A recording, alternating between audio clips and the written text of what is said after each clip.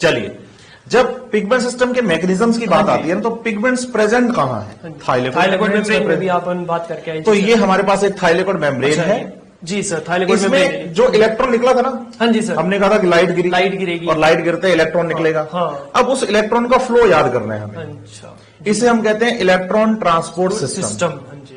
और जब electron transport system की बात करेंगे ना सर बच्चों के साथ हाँ हम, जी। तो दो तरह के इलेक्ट्रॉन ट्रांसपोर्ट सिस्टम बच्चों को याद करने हैं, एक तो नॉन साइक्लिक और एक साइक्लिक। तो पहले तो हम नॉन साइक्लिक डिस्कस करेंगे मिलके दोनों, फिर उसके बाद बच्चे को साइक्लिक की तरफ लेकर चलेंगे, ताकि बच्चे के सारे डाउट्स ही क्लियर हो जाए, एक एक करके कंफ्यूजन ना हो जाए। बिल्कुल, हम स्टेप बाय स्टेप आगे बढ़ने वाले हैं।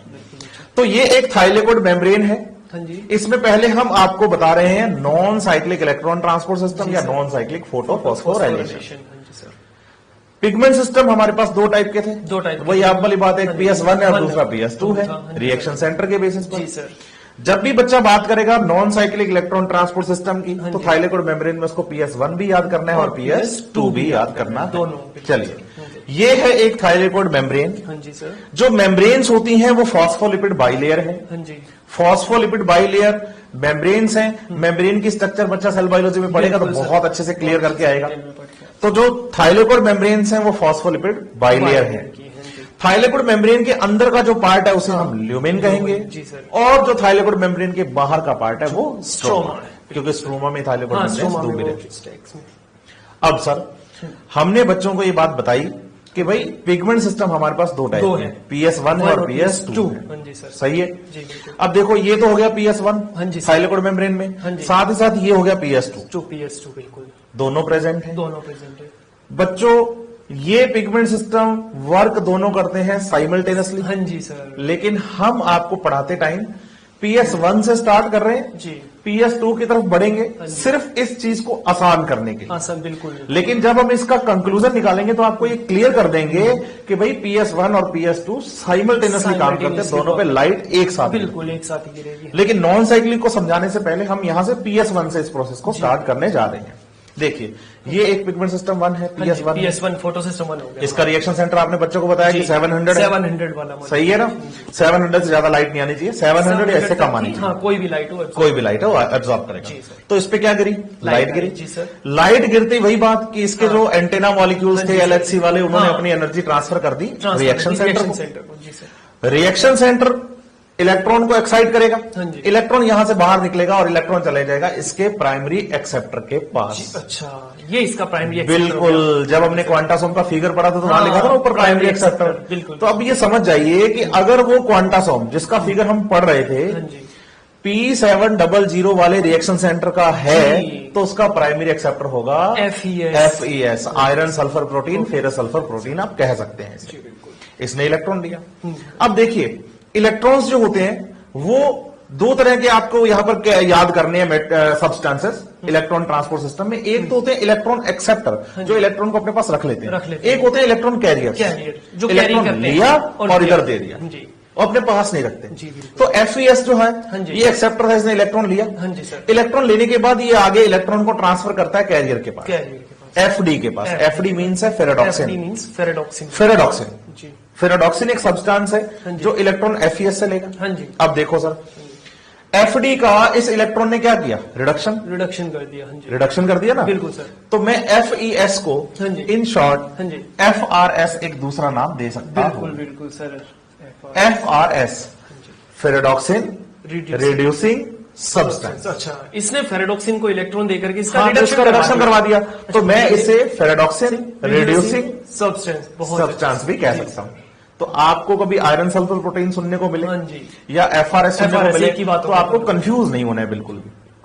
दूसरी बात है, आयरन सल्फर प्रोटीन से जब इलेक्ट्रॉन FD के पास जाते हैं तो ये FD क्या करता है? एक कॉम्प्लेक्स की हेल्प से, कॉम्प्लेक्स है FNR। अच्छा, ये फेराडॉक्सिन NADP रिडक्टेज कॉम्प्लेक्स है। जी सर। फेराडॉक्सिन NADP रिडक्टेज कॉम्प्लेक्स है।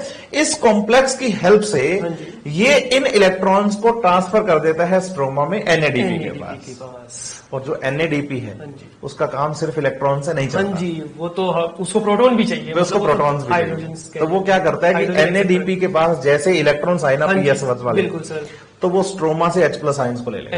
ये जो H+ आयंस हैं ये कहां से आए हैं? स्ट्रोमा से। तो NADP कहां बन रहा है? NADP जो स्ट्रोमा में है, तो उसने हाइड्रोजन वहां से लिए हाँ जी, और बना दिया NADPH H+।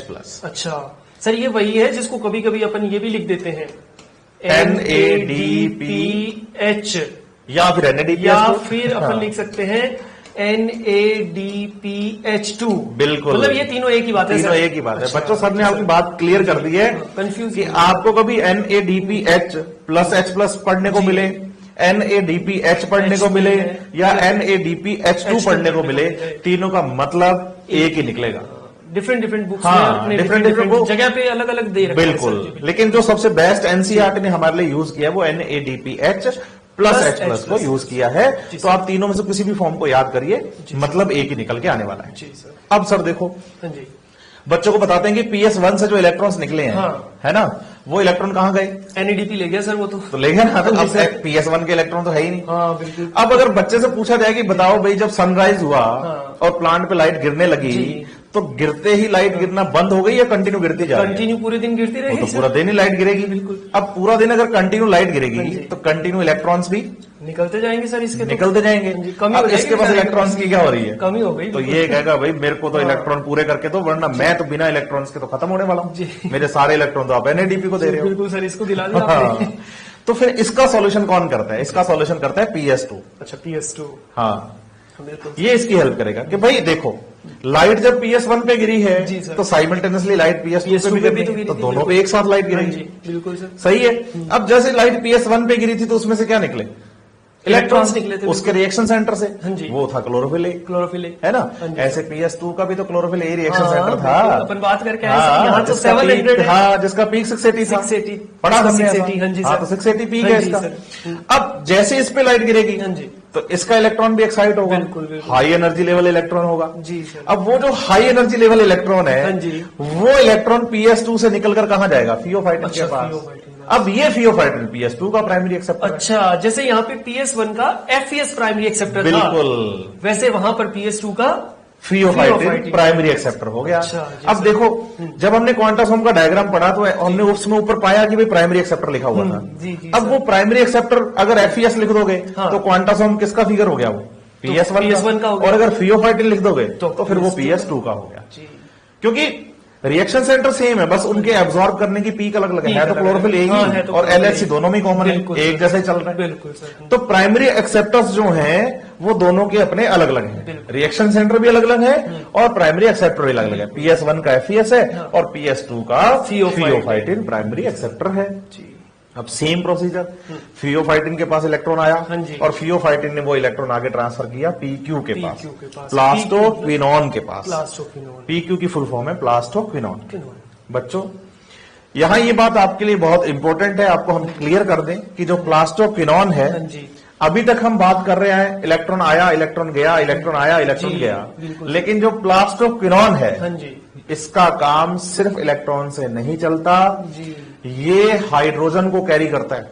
मतलब इलेक्ट्रॉन और प्रोटॉन मतलब दोनों इलेक्ट्रॉन के साथ प्रोटॉन भी चाहिए बिल्कुल। इसको। जब मैं हाइड्रोजन की बात करूंगा तो हाइड्रोजन का मतलब हो जाता है इलेक्ट्रॉन और प्रोटॉन प्रोटॉन दोनों। एक्सप्रेशन दोनों। जी सर। अब प्लास्टोक्विनोन के पास PQ के पास इलेक्ट्रॉन तो आ गया फियोफाइटिन से, जी सर। लेकिन PQ कह रहा है कि भाई अपना सिर्फ इलेक्ट्रॉन से काम नहीं चल रहा, हाँ जी, अपने तो पूरे हाइड्रोजन कैरियर है, हाइड्रोजन कैरियर है, बिल्कुल। है ना। हाँ तो जी, मैं सर। तो पूरा हाइड्रोजन लेके मानूंगा। हाँ, तो इसको इलेक्ट्रॉन तो मिल गया फियोफाइटिन बिल्कुल से। सर। अब ये क्या करेगा कि प्रोटॉन ले लेगा स्ट्रोमा से, अच्छा, बाहर से ले लिया इसको। बाहर से स्ट्रोमा से प्रोटॉन ले लेगा हाँ जी सर। और स्ट्रोमा से जैसे ही प्रोटॉन इसने लिया तो ये बदल गया PQH2 में। अब देखो, हाँ जी, अभी आपने बताया हाँ जी, कि प्लास्टोक्विनोन क्विनोन। नॉन NONE है, नॉन, हाँ, कीटोन। लेकिन जैसे हाइड्रोजन जुड़ जाएगा ना, हाँ जी, तो ये रिड्यूस हो गया। हाँ जी, और reduce इसके हो गया। रिड्यूस फॉर्म को प्लास्टोक्विनोल क्विनोल बोल देंगे। हाँ जी, क्विनोल। क्विनोल, ठीक है। तो नॉन लिखा है तो PQ, हाँ। क्विनोल लिखा है तो PQH2। मतलब इसको PQH2 को अपन रिड्यूस्ड प्लास्टोक्विनोन बोल सकते हैं, बिल्कुल। या फिर अपन प्लास्टोक्विनोल क्विनोल बोल दें, क्विनोल बोल दें, सीधा मतलब ये निकल के आ जाएगा रिड्यूस। Reduced form। बिल्कुल सही बात आपने बोल दी है सर, बच्चों के लिए इजी हो गया है। हाँ, अब ये जो PQS2 जी है, अब सर। मैं कह रहा हूं कैरी करता हाँ है, जी। तो ये तो कैरियर है। हाँ जी, कैरियर। कैरियर है तो ये अपने पास तो रखेगा नहीं इलेक्ट्रॉन और बिल्कुल प्रोटॉन्स सर। को, हाँ जी। आगे ट्रांसफर आगे ट्रांसफर करेगा। करेगा। सही है। जी सर। तो इस PQS2 के पास तो पूरा हाइड्रोजन है। अब पूरे हाइड्रोजन का मतलब है इलेक्ट्रॉन भी है और प्रोटॉन भी है। प्रोटॉन भी है। बिल्कुल। अब ये जब आगे ट्रांसफर करेगा हाँ ना, जी। तो ये इलेक्ट्रॉन प्रोटॉन दोनों करेगा। हाँ जी। और ये करेगा किसको ट्रांसफर? साइटोक्रोम कॉम्प्लेक्स को। अच्छा जी जिसमें आएंगे साइटोक्रोम B6 और साइटोक्रोम F। हाँ जी। ये पूरा साइटोक्रोम कॉम्प्लेक्स है। कॉम्प्लेक्स हो गया। अब साइटोक्रोम्स के बारे में जब भी हम बात करेंगे, हाँ जी। अभी तो हम पढ़ ही रहे हैं, आगे भी जब कभी हम इलेक्ट्रॉन ट्रांसपोर्ट सिस्टम में साइटोक्रोम्स की हाँ, बात करेंगे ना, साइटोक्रोम्स आएंगे, तो बिल्कुल हम इलेक्ट्रॉन्स के बारे में बात करेंगे। बिल्कुल, वो इलेक्ट्रॉन्स को कैरी ट्रांसफर करते रहते हैं, बिल्कुल मतलब लेकर के, बिल्कुल उनमें ये पावर है। बिल्कुल, वो सिर्फ इलेक्ट्रॉन को कैरी करते हैं। हाँ बिल्कुल, इलेक्ट्रॉन अब प्लास्टोक्विनोल ने तो पूरा हाइड्रोजन दिया था। अब हाइड्रोजन के अंदर प्रोटॉन भी है और और इलेक्ट्रॉन भी है, बिल्कुल, बिल्कुल। लेकिन साइटोक्रोम तो सिर्फ इलेक्ट्रॉन को कैरी करेगा हाँ, ना। बिल्कुल सर। तो फिर प्रोटॉन्स जो है वो फ्री बचे, प्रोटॉन्स फ्री हो और गए। जो फ्री प्रोटॉन्स बचे वो कहाँ आ गए? थाइलेकोइड की थाइलेकोइड ल्यूमेन में आ की गए। ल्यूमेन में आ गए। तो मतलब जो H+ आयन आपने स्ट्रोमा से स्ट्रोमा लिया से लिया था, वो PQ ने कहाँ डाल दिया? ल्यूमेन में में डाल दिया है। बिल्कुल। तो ल्यूमेन में H+ आयन्स जो है वो लगातार आते रहेंगे आते इलेक्ट्रॉन रहेंगे। ट्रांसपोर्ट सिस्टम की हेल्प से। जी सर। अब साइटोक्रोम पे डिपेंड करता है, वो तो पूरा हाइड्रोजन दे रहा है PQ हाँ, को। बिल्कुल। PQS ने कहा मेरे से आप पूरा हाइड्रोजन लो। हाँ। इस पूरे हाइड्रोजन में इलेक्ट्रॉन भी है और प्रोटॉन भी है। जी, अब जी। डिपेंड तो आप पे करता है कि आप क्या ले तो रहे साइटोक्रोम कह रहा है, साइटोक्रोम ये कह रहा है कि मैं तो केवल इलेक्ट्रॉन हो। लूंगा। हाँ, अब प्रोटॉन भले ही गड्ढे में ल्यूमेन में डाल दो। बिल्कुल कहीं डाल दो, मेरे को उससे कोई मतलब कोई नहीं है। मतलब नहीं है। भाई आप बिस्किट का पैकेट दुकानदार से लेकर खाओ, हाँ। तो बिस्किट का पैकेट लेकर खाओ का मतलब ये थोड़ी कि आप रैपर भी साथ में खा गए। रैपर तो आपने डस्टबिन हाँ। में डाला होगा ना, आपने जी। तो बिस्किट ही खाए होंगे अंदर से। तो वही बात है कि यहाँ से पूरा आप हाइड्रोजन लेकर आए। जी। अब उस हाइड्रोजन में से आपने क्या रखा? इलेक्ट्रॉन तो ले लिए। इलेक्ट्रॉन रख लिए, प्रोटॉन डाल दिया। प्रोटॉन तो नहीं डाल दिए, क्योंकि साइटोक्रोम को इलेक्ट्रॉन्स की जरूरत थी, प्रोटॉन्स की कोई जरूरत नहीं है। अब क्या हुआ? साइटोक्रोम कॉम्प्लेक्स ने अपने इलेक्ट्रॉन आगे ट्रांसफर किए एक स्मॉल प्रोटीन के पास, जिसका नाम है प्लास्टोसाइनिन। अच्छा, पीसी मीन्स पीसी मीन्स है प्लास्टोसाइनिन। जी सर। और ये प्लास्टोसाइनिन के पास इलेक्ट्रॉन आया, किसका इलेक्ट्रॉन चल रहा है? ये PS2 का। PS2 ध्यान देना, यहां से इलेक्ट्रॉन निकल रहे हैं, हाँ। फियोफाइटिन, PQ, साइटोक्रोम कॉम्प्लेक्स और PC। ये इलेक्ट्रॉन PS2 का ही चल रहा है। पिगमेंट सिस्टम सेकंड का ही चल रहा है, और पिगमेंट सिस्टम सेकंड के इस इलेक्ट्रॉन को अब ले लेगा PS1। इसकी तो अच्छा, रिक्वायरमेंट थी ना बेचारे यही तो की। इंतजार कर रहा था इसी इलेक्ट्रॉन का। हाँ। हाँ जी। अब यहां पर एक बात क्लियर हो गई कि भाई जो PS1 है ना, हाँ जी। वो इलेक्ट्रॉन किसका ले रहा है? PS2 का। और PS1 का इलेक्ट्रॉन कहां गया? ये NADPH2 के तो पास देखो चला फिर गया। काम दोनों में एक साथ ही हो रहा है, बिल्कुल। साइमल्टेनियसली दोनों पे काम हो रहा है कि ये PS1, हाँ जी। मैं PS2, दोनों पे लाइट गिरी, लाइट गिरी, इनका इलेक्ट्रॉन NADP के पास और मेरा इलेक्ट्रॉन इनके पास। मैंने आपसे ले लिया लेकिन ये काम हुआ साइमल्टेनियसली, साइमल्टेनियसली एक साथ। ये काम हुआ साइमल्टेनियसली। मैंने इनको इलेक्ट्रॉन दिया, इन्होंने NADP को दिया। तो सर मेरे को तो इलेक्ट्रॉन मिल गया, मेरा NADP लेके गया था, मेरे को तो आपसे मिल गया। बिल्कुल। अब आपका इलेक्ट्रॉन हाँ, मैं इलेक्ट्रॉन का करता हूँ ना इंतजाम, बच्चों के साथ मिलकर देखो ना। जी सर। तो PS2 का इलेक्ट्रॉन PS1 के पास आ गया, हाँ जी। है ना। अब यहाँ एक इंपॉर्टेंट बात और भी है सर, अब आपने बात बोल दी तो मेरे को एक बात और बच्चों को बताने का मन कर रहा है। जी सर, बताइए। बोल ही देनी चाहिए बताइए।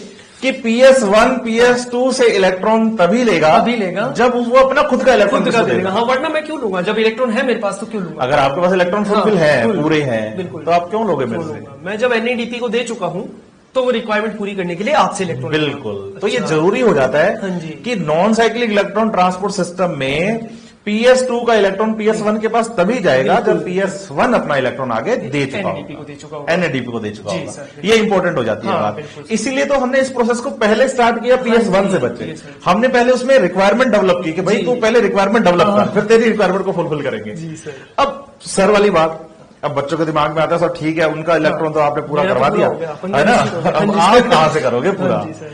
तो इसके लिए बात याद रखिए, non cyclic electron transport system में जब हम PS2 की बात करते हैं, पिगमेंट सिस्टम सेकंड की बात करते हैं, हाँ जी सर। तो इसके साथ काम करता है एक कॉम्प्लेक्स, एसोसिएट रहता है हाँ जी PS2 सर। के साथ, OEC। अच्छा। नाम है हाँ जी। Oxygen evolving complex. नाम है ऑक्सीजन इवॉल्विंग कॉम्प्लेक्स, मतलब ऑक्सीजन निकालने वाला, इवॉल्व करने वाला। अच्छा। अब बात हुई थी, हम दोनों ने आपको ये बात डिस्कस करके बताई थी, यहीं पर समझाई थी कि भाई वाटर का ब्रेकडाउन होता है तो ऑक्सीजन निकलती बिल्कुल, है। ऑक्सीजन निकल के बाहर आती है। वैंडल ने ये बात समझाई थी हमें कि वो ऑक्सीजन वाटर से निकलती है। हाँ जी। तो नाम है ऑक्सीजन इवॉल्विंग कॉम्प्लेक्स। तो ऑक्सीजन इवॉल्व कहां से होगी? वाटर से होनी है पक्का। अब क्या होगा कि जैसे PS2 पर लाइट गिरेगी ना, हाँ जी सर। तो ये OEC एक्टिवेट होगा। ये काम साइमल्टेनियसली हो रहा है। बिल्कुल।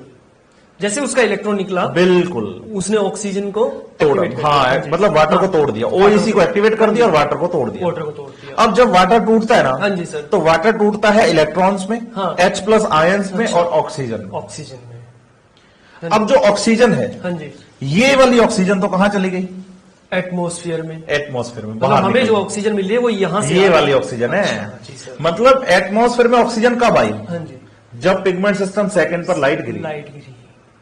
क्योंकि पिगमेंट सिस्टम सेकंड पर लाइट गिरेगी, हाँ जी, तो ओएसी एक्टिवेट होगा, OAC एक्टिवेट वाटर टूटेगा और बिल्कुल ऑक्सीजन निकलेगी। निकलेगी। तो ऑक्सीजन कब निकली? जब पिगमेंट सिस्टम सेकंड पर लाइट गिरी, ओईसी एक्टिवेट हुआ और वाटर टूटा। मतलब इसलिए। लाइट ने वाटर को तोड़ा है सर यहाँ पे। बिल्कुल, लाइट का इंपॉर्टेंट रोल है वाटर को तोड़ने के लिए। बिल्कुल, ये बात आपने क्या शानदार बोल दी बच्चों। इसीलिए मॉड्यूल में एनसीईआरटी में फोटोलाइसिस ऑफ वाटर कहा जाता लिखा है। हुआ है, फोटोलाइसिस ऑफ लाइसिस का मतलब ब्रेकडाउन, ब्रेकडाउन, हाँ जी। और फोटो मतलब लाइट है। लाइट है। तो लाइट की वजह से वाटर टूट रहा जी, है और उस वजह से ऑक्सीजन निकल रही है। हाँ बिल्कुल। तो इसका मतलब प्लांट अगर फोटोसिंथेसिस कर रहे हैं, वाटर का यूज कर रहे जी। हैं, तभी तो हमें ऑक्सीजन मिल रही है सांस लेने के लिए, इनहेल बिल्कुल करने सर। के लिए। तो जब ये वाटर टूटेगा ना, तो इसमें से निकलेंगे प्रोटॉन, हाँ जी सर। इसमें से निकलेगा ऑक्सीजन, इसमें से निकलेंगे इलेक्ट्रॉन। प्रोटॉन्स तो रह गए ल्यूमेन के अंदर ल्यूमेन ही। में। ऑक्सीजन चली गई एटमॉस्फेयर में में, आ गई। हाँ जी। इनहेल कर लिया हमने।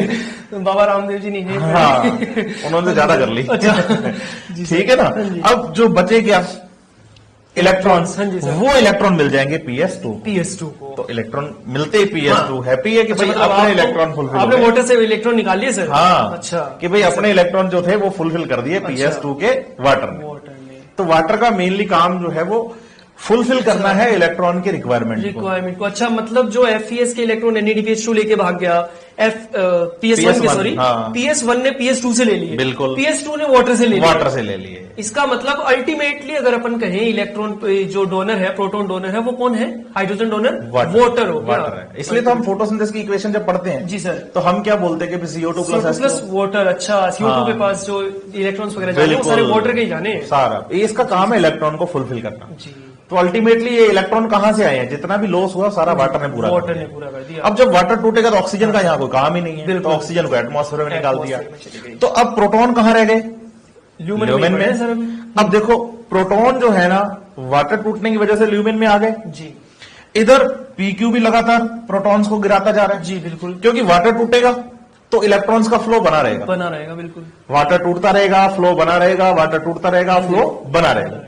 जब ये इलेक्ट्रॉन्स का फ्लो बना रहेगा तो बीच में बार बार PQ काम करेगा, बिल्कुल सर। और PQ बार बार H प्लस आयंस को अच्छा। ल्यूमेन में डालता मतलब ये रहेगा। ल्यूमेन भर गई प्रोटॉन से सर। बिल्कुल, यही बोलना चाह रहा हूं कि लगातार अगर लाइट की प्रेजेंस में इलेक्ट्रॉन ट्रांसपोर्ट सिस्टम चलता रहा तो ल्यूमेन में प्रोटॉन्स का कंसंट्रेशन हो जाएगा ज्यादा, और इसे हम कहते हैं कि ल्यूमेन में हो गया है प्रोटॉन ग्रेडियंट। बिल्कुल, बहुत अच्छी बात बताई सर, शानदार। तो प्रोटॉन ग्रेडियंट का मतलब है कि यहाँ H प्लस आयंस की कंसंट्रेशन हो गई है ज्यादा, और जहां H प्लस आयन ज्यादा होते हैं तो वहां pH हो जाती है कम। तो अगर बच्चे क्वेश्चन आ जाए हाँ जी, कि भाई डे टाइम में ल्यूमेन की pH कैसी है, हाँ जी, तो एसिडिक हो गई, कम हो गई। क्यों हो गई? क्योंकि H प्लस आयंस बढ़ रहे हैं, बढ़ गए हैं। जी सर। अब H प्लस आयन, अब लगातार ये काम चलता जा रहा है। हाँ, इनके इलेक्ट्रॉन जा जाके किसको बनवा रहे हैं?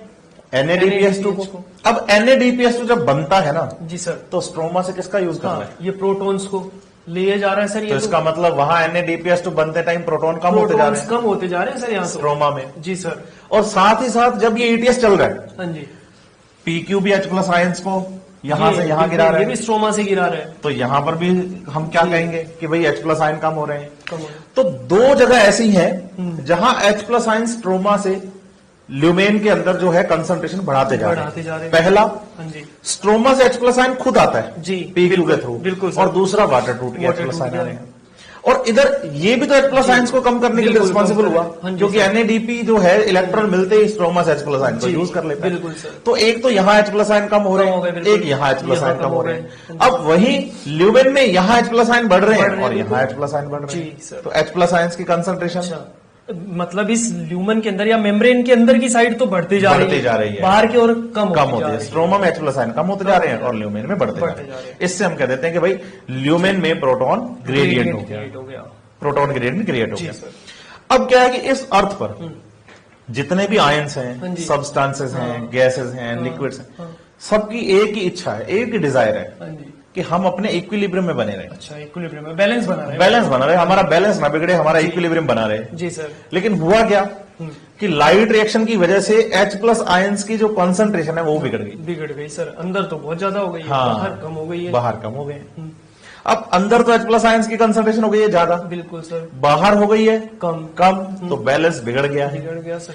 अब ये H+ आयन कहते हैं कि भाई हमें आना है हमारी इक्विलिब्रियम में और हमें बाहर निकालो। जी सर। लेकिन एक छोटी सी प्रॉब्लम आ हाँ गई। जी। प्रॉब्लम ये आ गई कि जो थाइलेकोइड मेम्ब्रेन है वो हाँ जी, फॉस्फोलिपिड वो बाइलेयर, फॉस्फोबाइलिपिड, मतलब ये तो पोलर नॉन पोलर हो गई, Non-polar nature नॉन है। पोलर हो गई सर। हाँ जी। फॉस्फोलिपिड बाइलेयर जो होती है उनका नेचर होता है नॉन Non-polar पोलर, का। और H+ आयन है हाँ जी। तो ये तो पोलर है, चार्ज पोलर है सर ये तो। चार्ज आयन है। जी सर। तो जो पोलर आयन होते हैं वो नॉन पोलर मेम्ब्रेन को विदाउट एनी हेल्प क्रॉस नहीं कर direct cross पाते, नहीं कर पाते। डायरेक्ट क्रॉस नहीं कर पाते क्योंकि नेचर ही सेम नहीं है। जी सर। तो फिर ये हेल्प लेते हैं एक प्रोटीन का, हाँ जी। उस प्रोटीन का नाम है F0 पार्टिकल। पार्टिकल। अभी हमने जब थाइलेकोइड मेम्ब्रेन हाँ। को पढ़ना स्टार्ट किया था तो हमने जी। बोला था F0 और F1 पार्टिकल प्रेजेंट होते पार्टिकल, हैं। हाँ बिल्कुल सर।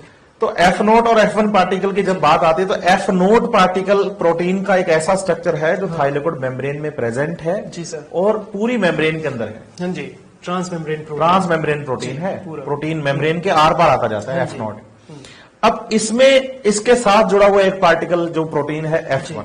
F1। F1 तो होता है सरफेस पर, हाँ जी, सरफेस पे, बाहर की साइड में। हाँ। F0 तो है मेम्ब्रेन के अंदर और F0 है मेम्ब्रेन की जी, सरफेस पर। बिल्कुल सर। और F0 और F1 को मिलाकर हम बोलते हैं ऑक्सीजन। ऑक्सीसोम। हाँ जी। तो यहाँ ये बात भी क्लियर करनी है बच्चों को, क्वांटासोम अलग चीज है, हाँ जी। ऑक्सीसोम अलग, ऑक्सीसोम अलग है, कंफ्यूज नहीं करना। कंफ्यूज नहीं करना है। क्वांटासोम्स तो पिगमेंट का ग्रुप हो गया, हाँ, पिगमेंट से ग्रुप हो गया। और ऑक्सीसोम तो हमारा ये F0 F0 F1 पार्टिकल है थाइलेकोइड का, और हालांकि दोनों थाइलेकोइड थाइलेकोइड मेम्ब्रेन मेम्ब्रेन में ही है, बिल्कुल। मैं इसलिए कह रहा हूँ कंफ्यूज नहीं होना बच्चे को। ये बिल्कुल सर बिल्कुल सही बता रहे हैं कि भाई जो F0 पार्टिकल और F1 पार्टिकल ऑक्सीसोम, हाँ। ये तो यहाँ काम आ रहे हैं, ये पिगमेंट्स नहीं है, लेकिन हाँ। क्वांटासोम जो है वो पिगमेंट्स वो हैं। ग्रुप ऑफ पिगमेंट्स हाँ, है। ग्रुप ऑफ पिगमेंट है। अब ये जो H+ आयंस हैं जी। ये क्रॉस करेंगे F0 पार्टिकल को, अच्छा जी सर। अपने F0 इसको हेल्प कर रहा है कि भाई जी, तू सर। अपना बैलेंस कर, इक्विलिब्रियम, हाँ, बिल्कुल सर। है ना। और जब H+ आयंस इस F0 को क्रॉस करेंगे हाँ। तो F1 पार्टिकल एक्टिवेट हो जाएगा। एक्टिवेट हो जाएगा। इसे एनसीईआरटी कॉन्फर्मेशनल कॉन्फर्मेशनल चेंजेस चेंजेस कहती है, हाँ। बिल्कुल कॉन्फर्मेशनल चेंजेस कहती है। बिल्कुल सर। तो F0 पार्टिकल जो है वो एक्टिवेट हो जाएगा, और F0 में से H+ निकलते F1 एक्टिवेट हुआ। बिल्कुल। एक्टिवेट होते वो एडीपी के साथ, एडिनोसिन डाइफॉस्फेट के साथ एक इनऑर्गेनिक फॉस्फेट को जोड़कर फॉर्मेशन करवा देता है एटीपी का। ट्राइफॉस्फेट हो गया, ट्राइफॉस्फेट, 2 से यहाँ पे 3 हो गया, और तो ये बन गई एडिनोसाइन, एनर्जी। ट्राइफॉस्फेट और एटीपी बन गई। ये एटीपी और एटीपी सेल के लिए एनर्जी होती है, एनर्जी करेंसी है, बिल्कुल है ना। सर। हाँ जी सर। अब जब किसी केमिकल रिएक्शन में फॉस्फेट ऐड हो हाँ, तो उसे कहते हैं फॉस्फोराइलेशन। फास्फोराइलेशन, बिल्कुल सर, बिल्कुल फॉस्फोराइलेशन। फॉस्फोराइलेशन कहते हैं। अब देखिए यहाँ एटीपी बन रहा है, जी सर, मैं इसे फॉस्फोराइलेशन कह सकता हूँ क्योंकि एडीपी में फॉस्फेट जुड़ रहा है, बिल्कुल सर। तो ये फॉस्फोराइलेशन हो गया, फॉस्फोराइलेशन तो है सर, बिल्कुल, है ना। हाँ। लेकिन हम इसे पूरा नाम देते हैं फोटोफॉस्फोराइलेशन। अच्छा जी सर, बिल्कुल। यहाँ फोटो से मतलब लाइट से, लाइट से। अगर देखा जाए तो ये एनर्जी किस वजह से बन रही है? जी बिल्कुल सर, यहाँ हमने एनर्जी क्रिएट थोड़ी की है सर, ये क्रिएट तो कर ही नहीं सकते एनर्जी को, अपन ने तो कन्वर्ट किया। कन्वर्ट किया। कौन सी एनर्जी को कन्वर्ट किया? Light energy. और light energy photonic energy physical form है, फिजिकल फॉर्म है। अब कन्वर्ट किस में हो गई? Chemical form. केमिकल फॉर्म में। यही तो हम ये तो फोटोसिंथेसिस पढ़ते की आ रहे हैं। डेफिनेशन भी पढ़ते हैं कि photonic energy converts into chemical energy बिल्कुल सर। During the photosynthesis. तो एटीपी एक केमिकल एनर्जी और लाइट एक photonic energy, physical energy, physical form है। जी सर। साथ ही साथ इस पूरे प्रोसेस को मैं हाँ जी, non cyclic electron transport system बिल्कुल सर, या बिल्कुल। नॉन साइक्लिक फोटोफॉस्फोराइलेशन कह बोलूंगा। सकते हो। उसका रीजन, हाँ जी, क्योंकि सर यहाँ से इलेक्ट्रॉन निकला, हाँ, हाँ। हमने यहाँ निकाला था, वो इलेक्ट्रॉन तो लेके भागे एनएडीपी। एनएडीपी, हाँ बिल्कुल बिल्कुल। यहाँ से बिल्कुल। इलेक्ट्रॉन गया, वो वापस इसके पास, बेचारे के पास आया आया ही नहीं। या हम यहाँ कहें कि यहाँ से जो इलेक्ट्रॉन निकला वो फाइनली इधर चला गया, इधर NADPH चला के गया पास। और वाटर का इलेक्ट्रॉन इसके पास चला वाटर का गया, इसके पास। मतलब इलेक्ट्रॉन जहां से निकला वापस वहां आया ही नहीं है। आया ही नहीं सर। हाँ। साइक्लिक होने के लिए क्या होता है कि बिगिनिंग पॉइंट और और एंडिंग पॉइंट सेम होना जी चाहिए। सर, जी। यहाँ बिगिनिंग तो है, वाटर से इलेक्ट्रॉन निकल रहे हैं, PS2 से निकल रहे हैं, हाँ, PS1 से निकल 1 से रहे निकल हैं, रहे हैं। लेकिन वापस इनके पास वापस नहीं नहीं आया, आए। वो एनएडीपी लेके भाग तो गया। हाँ तो प्रोसेस जहां से स्टार्ट हुआ है ना, हाँ। वापस घूम के वहां नहीं नहीं आया। इसलिए इस पूरे प्रोसेस को हम बोलते हैं non cyclic electron transport system. और इसमें बन रहे हैं एटीपी, एटीपी और एटीपी बनने की वजह से इसको फॉस्फोराइलेशन भी कहते जी, हैं, सर। इसलिए हम बोल देते हैं नॉन साइक्लिक फोटो फॉस्फोराइलेशन। और फोटो टर्म यहाँ लाइट की वजह से लगा। जी बिल्कुल सर। साथ में एक जो अच्छी बात है वो यहाँ प्लास्टोक्विनोन को लेकर है। बिल्कुल। प्लास्टोक्विनोन, हाँ जी सर। इसे जब बच्चा मॉड्यूल से या एनसीईआरटी से पढ़ता है जी। तो प्रोटॉन पंप पढ़ता है, प्रोटॉन पंप पड़ता है बिल्कुल। और पंप जो होते हैं वो लो कंसंट्रेशन से हाई कंसंट्रेशन की ओर भेजते हैं जी, सब्सटेंसेस को बिल्कुल सर। मेम्ब्रेन में across the membrane lower concentration से तो वो हायर higher कंसंट्रेशन जब concentration सब्सटेंसेस का मूव करवाते जी, हैं ना, जी। तो पंप प्रोटीन्स काम आती है। जी सर। और प्लास्टोक्विनोन को बोला गया प्रोटॉन पंप, कि भाई ये तो प्रोटॉन को पंप करता है हाँ जी। है ना। जी बिल्कुल बिल्कुल। हाँ, तो समझ गया प्रोटॉन सर। को पंप करता है, पंप कर रहा है पंप तो पंप करता है प्रोटॉन को, इसलिए नाम प्रोटॉन पंप है। जी सर। लेकिन जब भी पंप की बात आती है जी। तो एनर्जी साथ में आ जाती है एनर्जी चाहिए कि बिल्कुल भाई सर। पंप प्रोटीन बिना एनर्जी के काम हाँ, नहीं करते। अब बच्चा कहता सर पीक्यू ने कौन सी एनर्जी यूज की, तो पीक्यू ने एनर्जी तो यूज की, बिल्कुल बिल्कुल। हाँ एनर्जी तो यूज की है सर। लेकिन कौन सी एनर्जी यूज की, इलेक्ट्रॉन वाली एनर्जी। इलेक्ट्रॉन वाली energy। और इस इलेक्ट्रॉन के पास एनर्जी कहां से आई, लाइट से बिल्कुल सही सर। भी लाइट गिरी पिगमेंट्स पर, एब्जॉर्ब की उसने। एब्जॉर्ब की हाँ उसने, जी। और उसने अपने इलेक्ट्रॉन को दी तो इलेक्ट्रॉन ट्रांसपोर्ट हो excite हो गया, हाँ, गया। वो बिल्कुल, transport तो हो गया। इलेक्ट्रॉन के पास एनर्जी कौन सी है, लाइट वाली तो है। तो बस फिर उस एनर्जी का यूज करते हुए पीक्यू ने H प्लस आयन कहां डाल दिया, ल्यूमन में डाल दिए। तो ल्यूमेन में जो प्रोटॉन ग्रेडियंट हुआ है वो हुआ तो लाइट एनर्जी की वजह से ही है ना। बिल्कुल सर। तो जितनी एनर्जी हम ग्रेडियंट डेवलप करने में कंज्यूम करेंगे जी उतनी एनर्जी हमें वापस एटीपी वापस यहाँ मिल जाएगी। जब ये ग्रेडियंट मैंने डेवलप किया जी। तो मैंने एनर्जी खर्च की, खर्च की बिल्कुल। सही है। हाँ जी। और जब मैंने ग्रेडियंट तोड़ा तो मुझे एनर्जी वो एनर्जी वापस मिल गई गई वापस एटीपी एटीपी के फॉर्म में। तो ये पूरा नॉन साइक्लिक प्रोसेस है। हाँ। इसमें PS1 भी काम करेगा, इसमें PS2 भी काम करेगा, इसमें वाटर भी टूटेगा, वाटर भी टूटेगा, और साथ ही साथ इसमें एटीपी बनेंगे, NADPS2 बनेगा, जी सर। और ऑक्सीजन भी प्रोड्यूस होगी। Produce होगी। लेकिन ये एटीपी और NADPS2 हाँ जी। स्ट्रोमा में बने हैं हाँ जी। और ऑक्सीजन ल्यूमेन में, ल्यूमन में। और यहां से ये चली जाएगी एटमॉस्फेयर में बाय द डिफ्यूजन। जी सर। और एटीपी और NADPS2 आगे काम आएंगे डार्क रिएक्शन में। लेबर डिवीजन में हमने बात की थी कि भाई जो जी। एटीपी और NADPS2 है आगे वो वो लाइट रिएक्शन के प्रोडक्ट है, और डार्क रिएक्शन में वो काम आएंगे। जी। चलिए